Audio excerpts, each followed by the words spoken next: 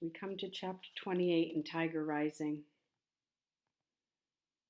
Oh, said Sistine in that voice that Rob loved. See, she said, that was the right thing. That was the right thing to do.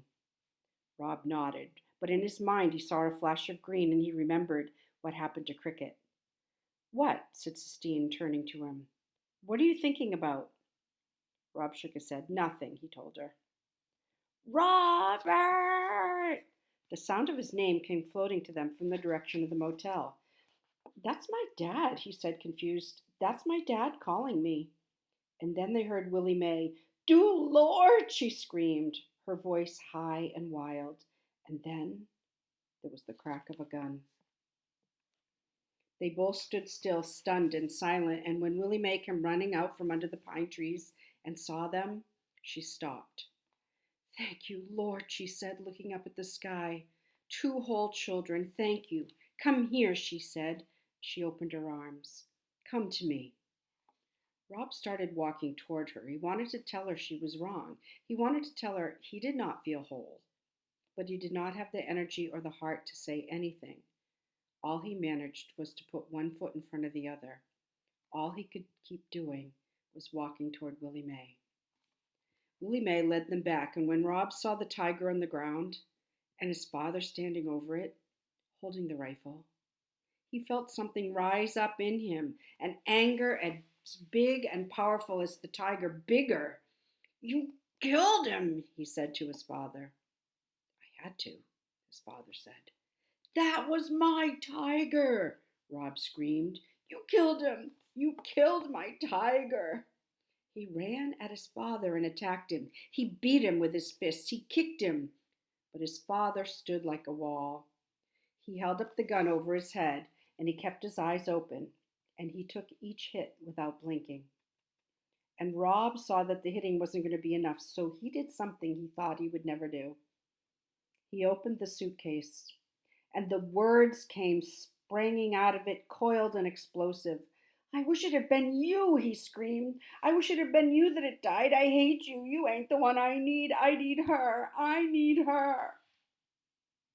The world and everything in it seemed to stop moving. He stared at his father, and his father stared at him.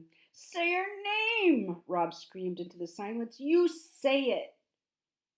Caroline, his father whispered with the gun still over his head and his eyes still open.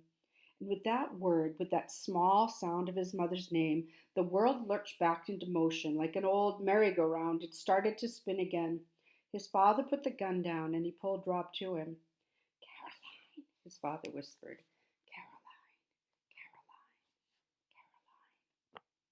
Caroline. Rob buried his face in his father's shirt. It smelled like sweat and turpentine and green leaves. I need her, Rob said. I need her too, said his father, pulling Rob closer, but we don't got her, neither one of us. All we got is each other, and we got to learn to make do with that. I ain't going to cry, Rob said, shutting his eyes, but the tears leaked out of him anyway. Then they came in a rush, and he couldn't stop. He cried from somewhere deep inside of himself, from that place where his mother had been, the same place that the tiger had been, and was gone from now. Rob looked up and saw his father wiping tears from his own eyes.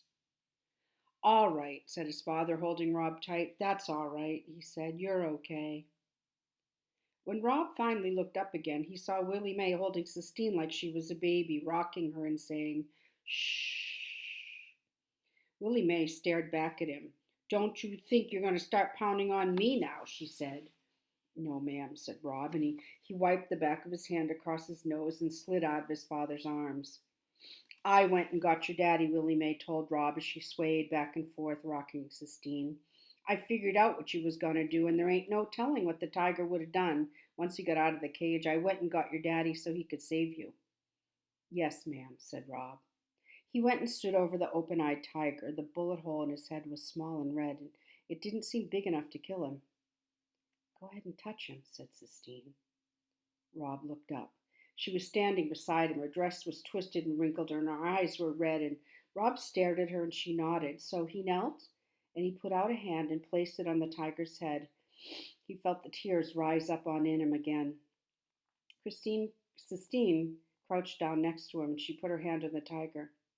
He was so pretty, she said. He was one of the prettiest things I have ever seen. Rob nodded. We have to have a funeral for him, Sistine said. He's a fallen warrior. We have to bury him right. Rob sat down next to the tiger and ran his hand over the tough fur, and again and again, while the tears traveled down his cheeks and dropped onto the ground. That's good writing.